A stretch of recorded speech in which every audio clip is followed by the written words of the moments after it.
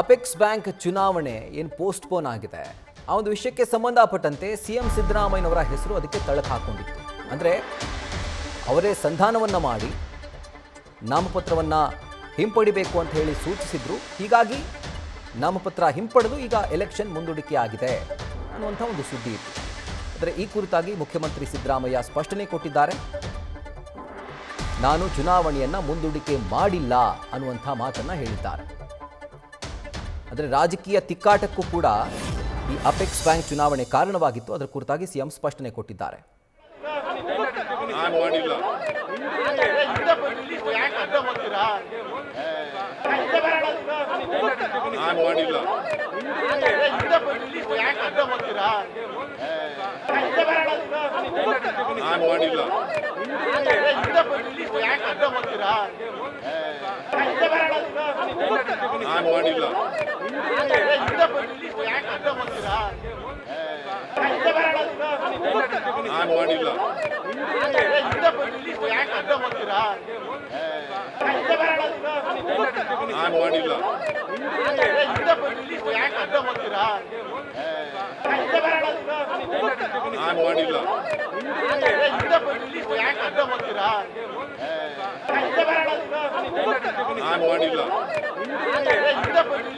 ಇದು ಸಿಎಂ ಸಿದ್ದರಾಮಯ್ಯ ಅವರಿಂದ ಬಂದಂಥ ಒಂದು ಉತ್ತರ. ನಾನು ಮಾಡಿಲ್ಲ ಅನ್ನುವಂಥ ಉತ್ತರವನ್ನು ಸಿಎಂ ಸಿದ್ದರಾಮಯ್ಯನವರು ಕೊಟ್ಟಿದ್ದಾರೆ. ಅಂದರೆ ಇವರ ಬಣದಿಂದ KN ರಾಜಣ್ಣ ಅವರು, ಜೊತೆಗೆ DCM DK ಶಿವಕುಮಾರ್ ಅವರ ಬಣದಿಂದ MLC S ರವಿ ಇಬ್ಬರು ಕೂಡ ಅಪೆಕ್ಸ್ ಬ್ಯಾಂಕ್ ಅಧ್ಯಕ್ಷ ಪದವಿ ಏನಿದೆ, ಆ ಪಟ್ಟ ಏನಿದೆ, ಅದನ್ನು ತಮ್ಮದಾಗಿಸ್ಕೊಳ್ಬೇಕು ಅಂತ ಹೇಳಿ ಜಿದ್ದಾಜಿದ್ದಿನ ಪೈಪೋಟಿಯನ್ನು ನಡೆಸ್ತಾ ಇದ್ರು.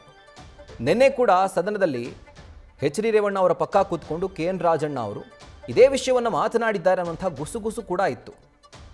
ಆ್ಯಂಡ್ ಅದರ ಒಂದು ಮುಂದುವರೆದ ಬೆಳವಣಿಗೆ ಅನ್ನೋ ಥರ ಇವತ್ತು ಸಿಎಂ ಸಿದ್ದರಾಮಯ್ಯನವರು ಸಂಧಾನ ಮಾಡಿದ್ದಾರೆ. ಯಾರ್ಯಾರು ನಾಮಪತ್ರವನ್ನು ಸಲ್ಲಿಸಿದ್ದಾರೋ ಅವರ ಮನವೊಲಿಸಿ ನಂತರ ಆ ನಾಮಪತ್ರಗಳನ್ನು ಹಿಂಪಡೆಯುವಂತೆ ಮಾಡಿದ್ದಾರೆ ಅನ್ನುವಂಥ ಸುದ್ದಿ ಇತ್ತು. ಬಟ್ ಈಗ ಸಿಎಂ ಸಿದ್ದರಾಮಯ್ಯನವರು ಆ ಎಂಟೈರ್ ಸುದ್ದಿಗೆ ಒಂದು ಟ್ವಿಸ್ಟ್ ಕೊಟ್ಟಿದ್ದಾರೆ. ನಾನು ಮುಂದೂಡಿಕೆ ಮಾಡಿಲ್ಲ, ನಾನು ಹೇಳಿಲ್ಲ ಅನ್ನುವಂಥ ಒಂದು ಸ್ಪಷ್ಟನೆ ಈಗ ಅವರ ಕಡೆಯಿಂದ ಬರ್ತಾ ಇದೆ.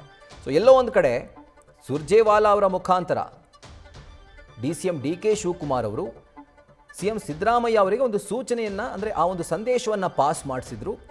ದ್ಯಾಟ್ ಈ ಚುನಾವಣೆಯನ್ನು ಮುಂದೂಡಿಕೆ ಮಾಡಿ ಅಥವಾ ಮಾಡೋಕೆ ಹೇಳಿ ಅನ್ನುವಂಥ ಸಂದೇಶ.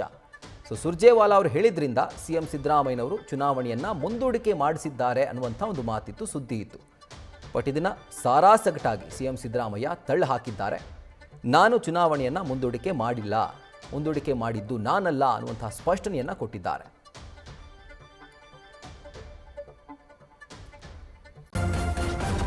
ನ್ಯೂಸ್ ಫಸ್ಟ್, ನಿರ್ಭೀತಿಯಿಂದ ನಿಮ್ಮ ಪರವಾಗಿ.